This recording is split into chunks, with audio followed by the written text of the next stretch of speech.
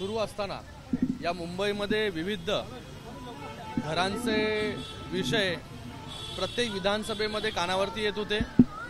प्रत्येक विधानसभेमध्ये म्हाडाचे विषय असतील, SRAचे विषय असतील, सेसच्या इमारतींचे विषय असतील, असे विविध विषय प्रत्येक विधानसभेमध्ये होते। तर त्याच्यामुळे सगळ्यात जास्त जर विषय कुठले असतील तर ते म्हाडाशी रिलेटेड होते।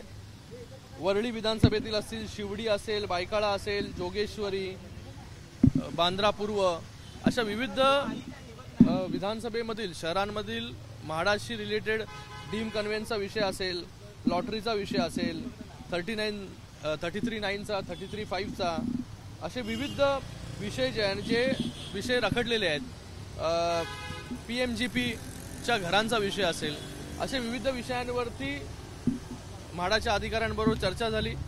संजीवजी जयस्वाल उपस्थित होते, आमचे राहुलजी शेवाळे आहेत, शिवसेनेचे नेते, वायकर साहेब आहेत, यामिनीताई होते, परत आमच्या निरुपम साहेब आहेत, राजू वाघमारे, अशा अनेक लोकप्रतिनिधी जे आहेत या बैठकीला उपस्थित होते। म्हाडाचे सर्व अधिकारी होते।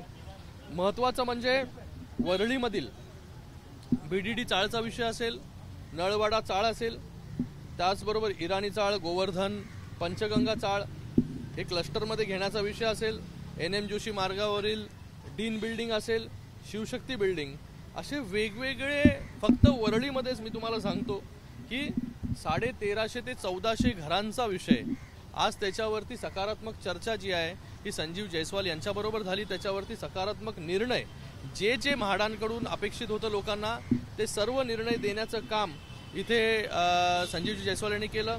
गोवर्धन, पंचगंगा, इराणी चाळ याच्यामध्ये क्लस्टरमध्ये त्यांना घ्यायचं होतं, क्लस्टरमध्ये डेव्हलपमेंट करायची होती, ते देखील त्यांनी होकार जो आहे हा म्हाडाने दिलेला आहे। नळवाड्यामध्ये लॉटरीचा विषय होता की बाबा तिथे लॉटरी होत नव्हती, तर ती लॉटरीचा विषय झाला। त्याचबरोबर शिवशक्ती बिल्डिंग आहे जिथे 450 टेनंट्स आहेत, त्याच्यामध्ये एमनेस्टी स्कीममध्ये ते घ्यायचं, तर ते एमनेस्टी स्कीमला देखील म्हाडा तयार झाली। आता ती एमनेस्टी स्कीम काढून 3 महिन्याचा त्यांना विंडो देता येईल आणि त्याच्यामध्ये त्यांचं डेव्हलपमेंटचा विषय मार्गी लागेल। तर फक्त वरळीमध्ये 1350 ते 1400 घरांचा गेले अनेक वर्ष प्रकल्प घरांचा प्रश्न प्रलंबित होता, तो आज मार्गी लागलेला आहे। त्याचबरोबर अभ्युदय नगरचा त्याच्यामध्ये देखील कॅबिनेटची अप्रुव्हल अगोदर झाली होती, टेंडर निघाली नव्हती, तो टेंडर देखील काढण्याचं म्हणजे सोमवारी हा अभ्युदय नगरच्या टेंडरचा विषय देखील आता मार्गी लागलेला आहे। त्यांनी मान्य केलं आहे की सोमवारी आम्ही हा टेंडर काढू।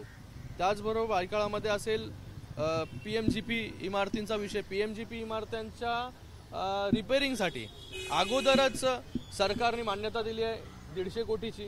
त्याच्यामध्ये वेगवेगळ्या भागांमध्ये जिथे जिथे PMGPच्या बिल्डिंग्स आहेत तिथे तिथे रिपेअरिंगसाठी फंड्स दिलेला आहे। आमच्या आमदार यामिनीताई यांची पण मागणी होती की 25 PMGPच्या बिल्डिंग्स त्यांच्या कॉन्स्टिट्युएन्सीमध्ये आहे, त्याला देखील 50 कोटी देण्याचं मान्य जे आहे हे म्हाडाने केलेलं आहे। आणि त्याचबरोबर 75 RTच्या बिल्डिंग्स आहेत त्याच्या देखील रिपेअरिंग जे काय असेल त्याच्यावरती पत्रा टाकणं असेल हे देखील म्हाडाने जे आहे हे मान्य केलेलं आहे, तिथे देखील पैसे म्हाडा देणार आहेत। त्याचबरोबर जोगेश्वरीमधील PMGPच्या बिल्डिंग्स आहेत, बिंबिसार नगर आहे, वायकर साहेब इकडे उपस्थित आहेत। त्याचबरोबर हां 17 डिलेव्हरी कंडिशन आहे आणि कोणी टेंडर वगैरे काढलं होतं, मुख्यमंत्र्यांकडे बैठक घेतल्यानंतर टेंडर वगैरे आपण काढलं होतं, वायकर साहेब सांगतील तुम्हाला। PMGPच्या बाबतीमध्ये तुम्हाला माहिती आहे डिलेव्हरी कंडिशनमध्ये 17 बिल्डिंग आहेत, जवळजवळ 5000 लोक कुटुंब त्या ठिकाणी राहत आहेत आणि अशा लोकांचं टेंडर काढावं म्हणून माननीय मुख्यमंत्र्यांनी आदेश दिल्यानंतर 2दा टेंडर केलं, आता 3ऱ्या वेळेला पुन्हा रिटेंडर होतोय।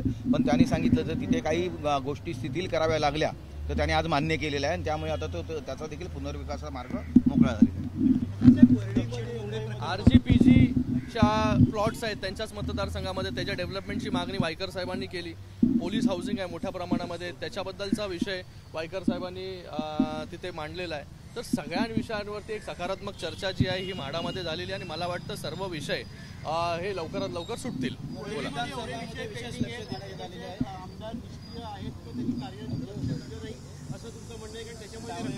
माझं म्हणणं काही नाही आहे, माझं म्हणणं जे आहे मी जेव्हा विधानसभा या जनसंवाद यात्रेच्या माध्यमाने फिरत होतो तेव्हा जे विषय आले, फक्त वरळी कशाला विचारताय तुम्ही, बाकी पण ठिकाणी आम्ही गेलो, सगळीकडे गेले, सगळीकडचे विषय आहेत, पण मला वाटतं वरळीमधील सर्वात जास्त विषय प्रलंबित आणि हा पूर्ण मुंबईमध्ये मराठी माणसाचा घराचा विषय, मुंबईकरांच्या घराचा विषय गेले अनेक वर्ष प्रलंबित आहे.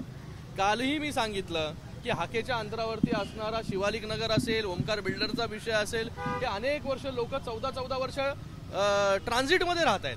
त्या ट्रान्झिटमध्ये परवा आग पण लागली होती. अशी परिस्थिती आहे. SRAनी डेव्हलप करायला घरं घेतली, म्हाडाच्या NOC मिळत नाही, त्याच्यामुळे जे आहे ते रिडेव्हलपमेंटला जाऊ शकत नाही. तर हे विषय जे ते सोडवण्यासारखे आहेत, त्याच्यावरती कधी लक्ष दिलं नाही.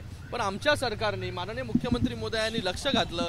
रमाबाई नगर हा एक उदाहरण आहे, ही एक पहिली स्टेप आहे की या रमाबाई नगरच्या माध्यमाने SRAचा प्रकल्प जो गेले अनेक वर्ष, 20 वर्षापेक्षा जास्त रखडला होता, तिथे लोकांना हक्काचं घर देण्यासाठी सुरुवात देखील केली. लोकांना 6 महिन्याचं भाडं देखील दिलं. तिथे SRA आणि MMRDAच्या माध्यमाने एकत्रित डेव्हलपमेंट करण्याचं काम आज सरकारच्या माध्यमाने होत आहे. तशीच जे SRAचे प्रकल्प रखडलेले आहेत, म्हाडाचे रखडलेले आहेत, भविष्यामध्ये या मुंबईमधील सर्व घरं जिथे जिथे प्रकल्प रखडलेली आहेत, लोक बेघर आहेत, लोक मुंबई सोडून बाहेर गेलेली आहेत, या सगळे मुंबई सोडून बाहेर गेलेल्या लोकांना परत मुंबईमध्ये आणण्यासाठी, त्याचबरोबर मराठी माणसाच्या हक्काचं घर त्याला देण्यासाठी ही पहिलं पाऊल आम्ही टाकलेलं आहे. रमाबाई आंबेडकर नगरच्या माध्यमाने चांदिवलीमध्ये देखील आम्ही 4000 घरांच्या चाव्या दिल्या, अजून 2000 घरांच्या चाव्या आम्ही देणार आहोत. तर ही घरांचा सगळ्यात महत्त्वाचा विषय मुंबईकरांसाठी हा घरांचा आहे.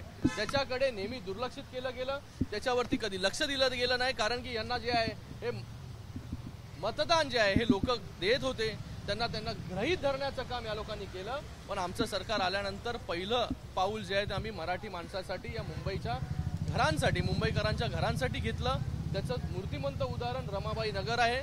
असे भविष्यामध्ये जिथे जिथे रिडेव्हलपमेंट अडकलेले आहेत, या सर्वांची जबाबदारी सरकार म्हणून म्हणजे MMRDA, म्हाडा, सिडको, BMC असं सगळ्यांना एकत्रित घेऊन डेव्हलपमेंट करण्याचा निर्णय माननीय मुख्यमंत्री, उपमुख्यमंत्री महोदयांनी अगोदरच घेतलेला आहे.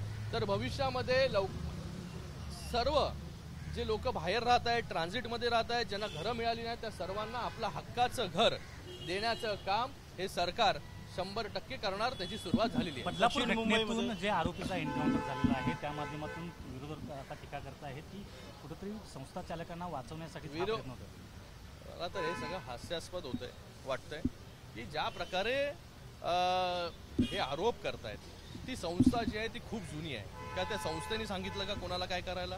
मला वाटतं जेव्हा बदलापूरमध्ये ही घटना घडली, दुर्दैवी घटना घडली, तेव्हा हेच जे आहे तिथे रेल रोको करायला, बदलापूर शहरामध्ये लॉ अँड ऑर्डर बिघडवायला तिकडे गेले होते आणि तिकडे मागणी करत होते की आत्ताच्या आत्ता आमच्या हातात द्या आणि त्याला आम्ही आत्ता फाशी देतो, आत्ता त्याला आम्ही मारतो.